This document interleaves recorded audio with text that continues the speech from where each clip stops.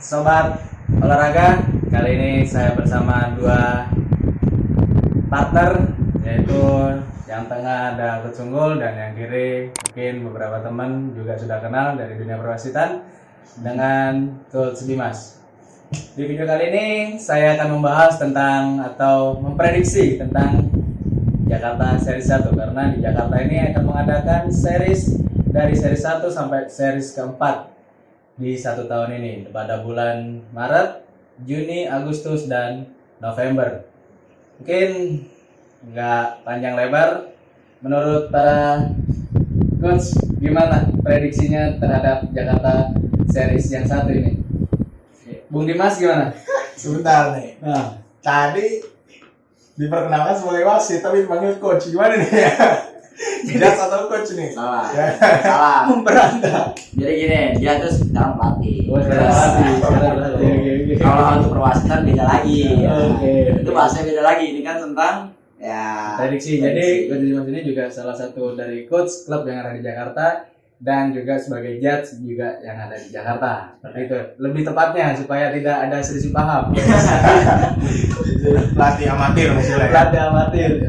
Jadi gimana menurut Bung Dimas nih terhadap tentang seri 1 Jakarta Series? Oke. Ya, karena mungkin yang kita tahu kan akan kayak PPLP, terus kayak PPLM kan, itu PPOB lah di dasarnya kan, sama Ispat dan Ekspat dan kemarin setelah PON pasti kan mulai dari nol lagi, riset lagi, akhirnya ada Jakarta Series 1. Menurut Bung Dimas bagaimana nih? Kalau kita bicara data ya, untuk prediksi Jakarta Series 1 masih didominasi sama yang pemain PON di 2021 kemarin. Karena kalau memprediksi kan kita bicara data, nggak bisa asal asbun lah, asal bunyi gitu kan. Ya, jadi untuk di seri 1 ini mungkin masih didominasi sama Explat dalam 1 di olahraga nasional kemarin. Apalagi terutama di divisi recurve ya, divisi recurve putra itu sangat kuat, sangat mendominasi. Apalagi di Kings kemarin, kejuaraan terakhir yang kita internal diadakan di DKI ya, Kings. Ya. Platda lapis 1 masih mendominasi. Di situ ada Richard dan juga Zaki Malik ya di situ. Standar Bo-nya ya. Standar Bo. Terus ya, mungkin masih didominasi sama lapis 1. Oke, kalau Bung Unggul gimana prediksinya nih? kalau prediksi, kalau saya sih untuk sebelumnya ya kita awalnya sangat bagus dengan program dari Pemprov DKI membuat sebuah kejuaraan. Oke. Jakarta Series di tahun ini ada empat event kan. Ya. Ada yang dari Pemprov yang besok, yang kedua dari Pro, yang kedua ya jadi Series Pro, yang ketiga di FAS Jakarta, terakhir baru Queen. Dan menurut saya ini sebuah merangsang dan mencari bibit-bibit atlet di DKI, karena DKI ini harus butuh sebuah regenerasi. Tidak hanya yang itu terus, harus punya stok juga ya, yang baik untuk divisi recurve, kompon, dan standar Bo gitu. Dan saya apresiasi Pemprov membuat sebuah event. Prestasi bagus kalau kualitas pertandingannya juga bagus. Nah ya kan, kalau di daerah mau cetak atlet yang bagus ya harus buat sebuah event yang bagus juga di scoop di daerahnya gitu. Kalau nggak ada event ya gimana kita melihat data kan sekarang prestasi sekarang pakai data kan, so bukan hanya itu dia yang bagus tuh ini kan tentu harus pakai. Nah ini menurut saya sih sebuah terobosan bagus juga gitu, ide-ide dari tim Pemprov gitu membuat sebuah event. Nah kalau prediksi menurut saya ya sama seperti Dimas bilang, masih didominasi dengan atlet ekspon yang masih ada ritme juga kan, ritme dari PON. Tapi nggak bisa kita pungkiri dari klub-klub lain itu udah mulai pelan-pelan, walaupun memang belum menunjukkan skor yang signifikan. Cuman saya lihat udah mulai ada nih bibit-bibit baru. Ya nggak hanya Tapi di recap udah mulai aja ini ya. Di recap dari kompon apalagi. Jadi ini ya persaingan banyak, makin bagus. Persaingan yang kita harapkan sebuah persaingan yang sehat gitu. Yang saya mengharapkan ya di DKI sebenarnya DKI bagus. Cuman belum muncul aja atau belum menemukan sebuah formula baru membuat sebuah ya cara yang lebih bagus lagi. Itu menurut saya sih. Karena kan tujuannya ya hanya di DKI kan. Hasil dari sebuah event ini bukan hanya di Jakarta aja, mungkin hasilnya nanti bisa masuk timnas. Gitu loh yang harus capaiannya skupnya ke sana. Jangan hanya di skup daerah saja. Menurut saya. Jadi kenapa mungkin pasti banyak yang penasaran kenapa kok Usul jadi pembicara kali ini ya. Jadi Coach Unggul ini ternyata dipercaya salah satu klub di Jakarta untuk melatih di sana. Makanya saya kali ini mengajak dia Dimas untuk sharing, memprediksi tentang Jakarta Series 1. Nah, yang menarik ini di Platda kemarin PON, yaitu salah satu medali juga Yuki, itu kan bakal naik ke divisi recap nih. Betul. Menurut Taratus gimana nanti akan persaingan di atas? Wah, makin seru sih. Seru. Bukan berarti bukan untuk kemungkinan atlet-atlet yang dari klub itu nggak menang. Bisa menang, cuman mungkin dia hanya kalah di pengalaman. Mental bertanding. Nah, mental bertanding pasti lebih oke di bekas pemain PON kemarin dong. Sudah jadi, dan ritme yang tadi seperti Coach Unggul, ritme pertandingan itu masih ada. Karena dari PON ke sampai bulan Maret tuh belum terlalu jauh ya jaraknya, belum ada setahun ya. Jadi masih ada ya momentum ketika dia bertanding di PON. Nah, di 1 tahun ada 4 series, yang mana kita lihat dulu DKI Series 1 hasilnya seperti apa. Kalau tanda kutip Explat bisa kalah, berarti teguran juga. Dia selama ini ngapain? Ya, Explatnya kan dia nggak bisa bersantai. Dan juga yang masuk ketika nanti DKI Series 1 yang menang, siapapun yang menang, dia nggak bisa bersantai juga. Karena masih ada 4 series dalam 1 tahun. Dan itu baru di tahun 2022. Sedangkan PON di 2025 ya. 24-25 masih rancu ya. Karena kan pengunduran kemarin ya. Jadi menyebabkan PON selanjutnya itu akan diundur. Nah, menurut Bung Unggul Yuki menurut saya sih sebuah racing star ya, racing star ya, karena pindah dari divisi standar gue ke recap sebuah ya beruntungnya dia, pengalamannya dia udah lama secara atlet dia udah lama. Nah, tapi dia kalau kita mundur ke belakang, dia latihannya juga dua juga kadang. Karena muncul mungkin jadi variasi, dia nggak bosan atau apa, dia nembak recurve. Dan ini menurut saya sih udah nggak kaget, mungkin tinggal pemantapan dia bagaimana meningkatkan dia aja gitu. Untuk adaptasi kan nggak lama, karena dia bukan atlet baru gitu. Basic udah bagus, basic udah ada, sampai biasa. Stamina oke. Ya, pengalaman sudah ada, apalagi tinggal bagaimana dia bisa menjaga ya ritmenya dia aja. Terus juga kalau untuk ya seperti Dimas bilang ya misalnya ada ekspon atau ya dari beberapa ini ya yang bisa menurun, bisa bilang ngapain aja. Nah ini mohon maaf ya kalau menurut saya sih gini, kebanyakan atlet Indonesia umumnya ya, bukan hanya cabang kita aja, umumnya setelah event besar ketika masa transisi dia tidak maintenance kebutuhan atlet sendiri gitu. Ketika pulang ke daerah masing-masing atau pulang ke rumahnya gitu ya, mereka nggak menjaga kondisi fisiknya gitu, ya kan? Kondisi fisiknya nggak hanya kita harus ini bisa dengan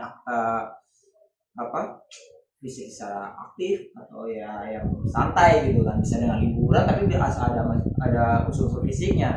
Nah di Indonesia kebanyakan udah pulang PON udah dia happy aja, tapi dia harusnya menjaga ritmenya. Lagi dapat bonus ya? Ya, itu saya nggak tahu deh itu. Nah itu ya harusnya ya apapun itu ya, nggak hanya ekspor, eksplatnas pun ya harus menjaga ritme dia latihan gitu. Walaupun ya misalnya ya kalau di kita cabang kita sendiri latihan blend shoot 1 jam 2 jam ya lumayan gitu. iya kan? Iya. Nggak perlu misalnya lagi liburan atau di rumah di depan garasinya dia latihan sebentar ya dia tetap menjaga feeling shootingnya dia gitu. Nah ini yang karena saya sharing juga ke beberapa tim pelatih, nggak hanya atlet yang senior, atlet muda pun yang junior pun harus kita ingetin. Nggak libur 2 hari pun 1 hari nggak latihan itu udah kayak mulai dari nol lagi. Kita harus minimal kita mengedukasi juga kayak gini. Kalau saya sih ya sangat disayangkan kalau misalnya di sekitar seri 1 itu agak menurun ya ritmenya gitu. Harusnya dia harus bisa menjaga top performance dia sebagai atlet top DKI, harusnya bisa. Tapi untuk di jatah seri ini kan 4 seri. Nah ini nggak boleh ada yang lengah, sedikit lengah udah lempar gitu kan, lempar sayang. Karena ini kan sebenarnya semi peladak menurut saya. Benar. Menurut saya semi peladak, cuma dibuat sebuah turnamen biar ada rangsangan, biar ada persaingannya sehat, biar nggak ada merasa di zona nyaman. Harus ada kompetisinya, pressure-nya juga. Dan yang hebatnya ini merancang jadwal DKSS itu tentunya orang-orang hebat Iya. harus Pemprov ya. Iya. Di situ ada orang-orang yang berkompeten di olahraga. Ya, Dia pahamnya dengan menjeda beberapa bulan antar series betul. itu memudahkan seorang pelatih untuk membuat Benar. annual plan dalam 1 tahun kan. Yes, betul. Ini udah kita bicara Betul. sport science ya. Ya, betul. Jadi semua terancang. Iya, semua terancang. Jadi nggak rancu. Iya. Kan? Terus Memudahkan seorang nih, pelatih. menurut para coach kandidat juara siapa di seri 1? Di Recap. Di divisi Recap dulu. Rika Putra. Rika Putra saya masih memegang Rizky Kusuma. Rizky Kusuma, oke. Rizky Kusuma atau Mehmet? Mehmet kita biasa kenal ya Mehmet ya. Karena kalau dia selama persiapan oke. Selama menuju DKI seri 1 dia seolah-olah nggak kelihatan di dunia panah. Tapi di balik itu sih dia latihan latihan sangat keras ya. Yang mudah-mudahan tuh menjadi bekal dia untuk menghadapi DKI seri 1 dan dia punya mental juara. Kalau saya sih saya dari dulu ya itu kalau segala sesuatu bisa terjadi di shooting line. Jadi saya karena gini di panah ini banyak psikologi, ya kan? Psikologi. Kadang hari ini bagus, besok jelek.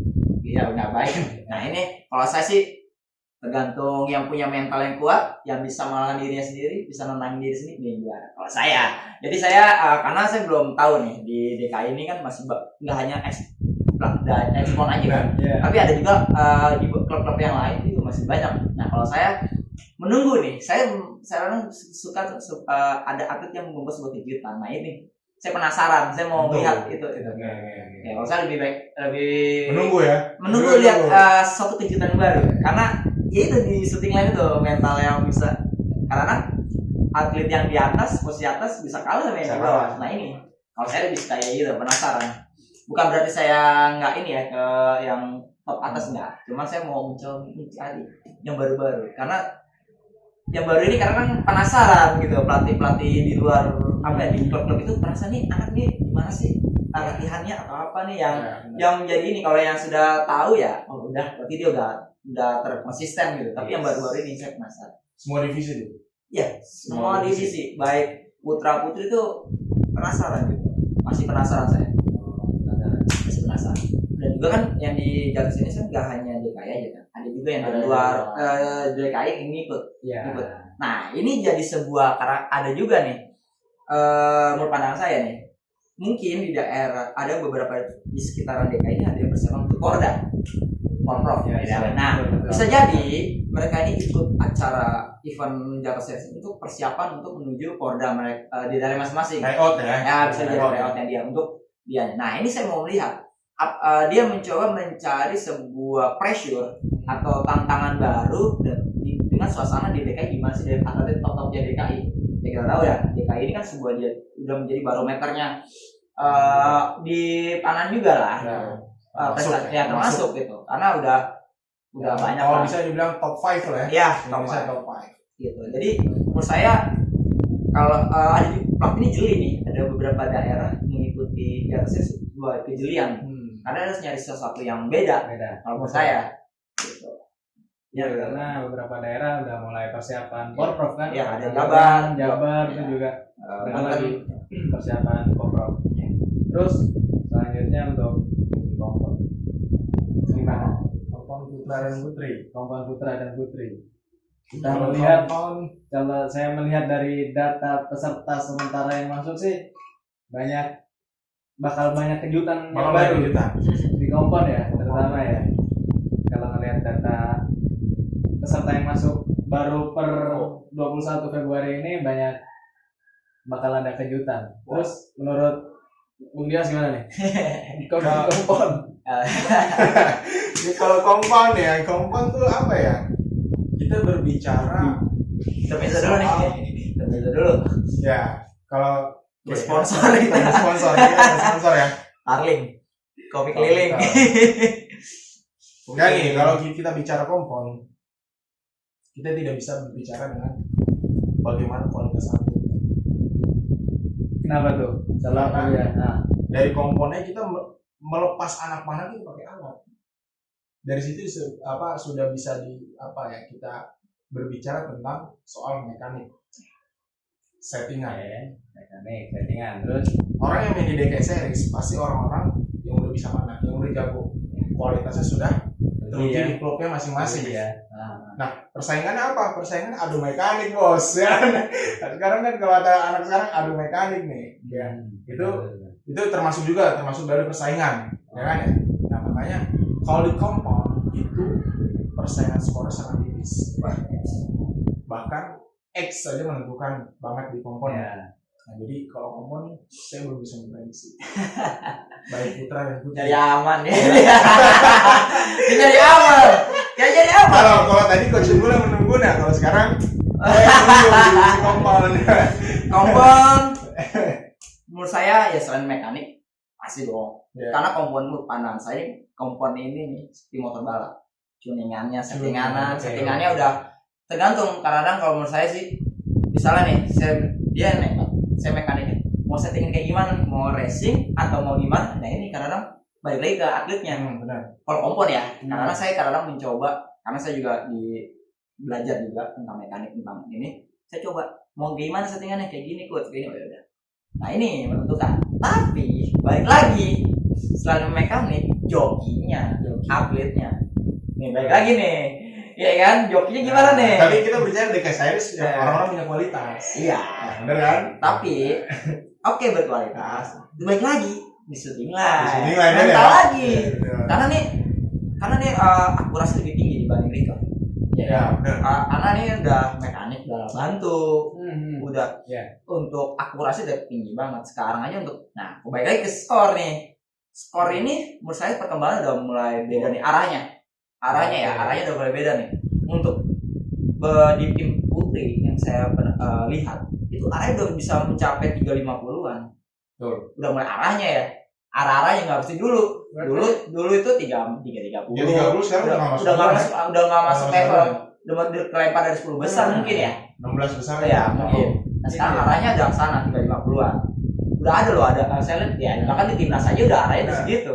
Terus di putra udah main di atas 55-an.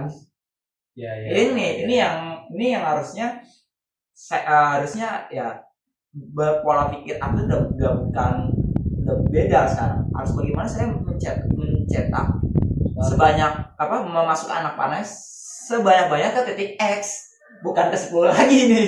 X gini. X gitu. Karena lebih rapat tanah itu. Nah, di kompon kita missing satu pun udah jauh, lempar jauh tuh. Nah, iya dong. Benar. Missing satu pun atau jangan missing satu, 8 aja. Ya, Udah stres. Pasti. Sekarang bagaimana nih pengendalian diri seorang atlet kalau misalnya ada panah menyimpang? Ya. Ini ketenangan karena nih udah kayak sniper loh. Udah sniper udah udah bidik tenang, dia bagaimana kayak nggak melepas dia sniper. Betul. Nembak gitu. Berarti mekanik udah bagus, pemain udah bagus, berbicara psikologi. Istilahnya. Iya. Ini lagi dong. Karena emang kalau di ilmu olahraga segitiga terbalik nih. Iya.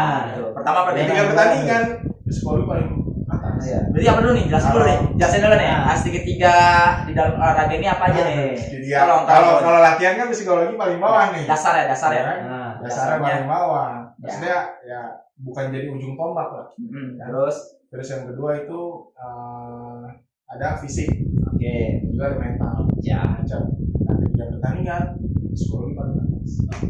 Ya. Betul. Nah ini kita harus hal-hal kayak gini nih harus bisa kita edukasi Benar. ke atlet, apalagi ya atlet nih. Atlet kadang di ketika pertandingan stres dia. Nah bagaimana nih membuat sebuah atlet dia nggak stres? Nah ini nih bagaimana ini seharusnya seorang pelatih pun nggak hanya melihatnya tenis saja, tapi ada faktor-faktor ya psikologi di sini. Ya. Nah kalau Bung Dimas bagaimana nih menangani atlet yang lagi bertanding ya kan, kita nggak tahu nih jatah series ini kan pressure tinggi nih. Benar. Bukan kayak open biasa. Betul. Bagaimana nih nanganin, memberikan advice atlet ketika lagi. Karena saya lihat nih dia bagus nih. Karena saya pernah momen nih. Ini juga deh saya pernah momen lihat dia dampingin atlet bagus. Maksudnya out of the box itu. Waduh. Tapi saya setuju. Dia bagaimana caranya biar anaknya stres, walaupun dia sendiri stres aja mencoba bawa bahasa tubuhnya dia nggak stres atau panik. Nah ini nih, bener dong. Emang jujur. Bener nggak? Ketika menjadi pemanah dan pelatih itu lebih stres pelatih. Iya. Saya pernah nggak lihat saya ketika dampingin kalian dulu nih.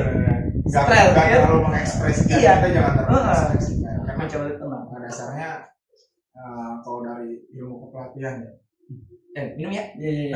Ngopi. Ngopi dulu. Biar Nggak saya. Biar gue ya. Iya.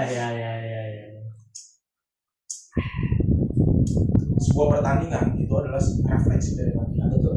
Kesimpulan dari latihan. Iya. Jadi ketika di pertandingan itu jangan kasih teknik. Harusnya. Teknik atlet. Harusnya kan. Karena kalau kita ngasih masukan teknik segala macam, kita kelihatan begonya sebagai pelatih. Karena apa? Kita melewatkan materi teknik pada saat latihan. Ya. Harusnya itu kita bahas, kita matangin pada saat latihan. Betul. Dan satu lagi, ketika pelatih marah-marah di pertandingan, kita menunjukkan rasa bego kita ke publik. Karena apa ya? Lu di pelatihan ngapain aja bro? Sampai atlet lu bisa membuat kesalahan seperti itu. Ya kan? Kalau pertandingan 70% itu milik seorang atlet, 30% milik seorang pelatih. Itu ada dalam jurnal olahraga ya. Saya pernah baca. Jadi ketika pertandingan kita menyerahkan apa kemauan atlet dan keputusan atlet. Sebagai pelatih kita semua. Betul. Tapi ketika saat latihan, Kita. waktu punya gua nih, seorang pelatih, coach. Iya. Ya, waktu punya gua, lu nggak boleh ganggu gugat waktu latihan lu. Kecuali dari gua. Di pertandingan kita serahin. Enjoy the game, ya kan? Enjoy the game. Terus Ya udah, ekspresikan diri lu di shooting line. It's your time ya. Waktu lu untuk mengekspresikan. Mengeluarkan segala kemampuan lu pada saat latihan. Kalau kita masih atur, lu tekniknya harus gini. Gimana dia bisa mengekspresikannya? Gimana menjadi seorang diri sendiri? Be yourself. Harus be yourself. Betul. Nah, jadi kalau dari kesimpulan tadi itu seorang pelatih itu bukan hanya bisa mengarahkan atletnya saja, bahwasanya seorang pelatih itu harus mengetahui tentang psikologi anak, ya kan, nutrisi anak, bagaimana kondisi fisik, karakteristik anak. Jadi seorang pelatih itu tidak bisa hanya pegangan tangan di pinggang, gini, duit, stopwatch, cuma gitu aja. Tapi ada nih, kita nambahin lagi. Benar kata Dimas. Jadi ketika bertanding ini, kalau saya, ini treatment saya mungkin Dimas atau Yoyo mungkin tahu lah. Kebiasaan saya tuh aneh kan. Saya tuh mencoba untuk mau tahu dunia nih anak tuh kayak gimana sih. Pertama, jadi ketika lagi latihan kita lihat dulu nih kebiasaan. Dia anak, karena setiap anak beda-beda karakternya. Ada dia kayak gini. Nah kita tahu nih.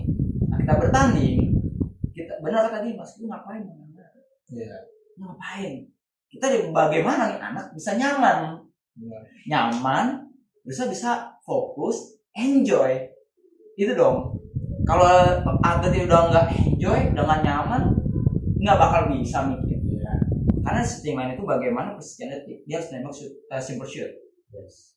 Apapun kondisinya, dalam kondisi apapun dia harus bisa masukkan anak-anak tengah sasaran. Gitu. Dan seorang pelatih melihat, karena kan saya pernah nih, saya beberapa kali menangani atlet.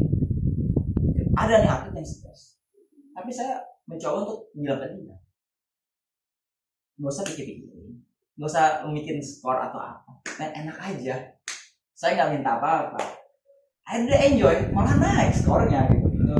Yang secara logika nggak masuk akal gitu, tapi dia mencoba enjoy gitu. Dan di setting benar kata Dimas, di settingan itu haknya gitu.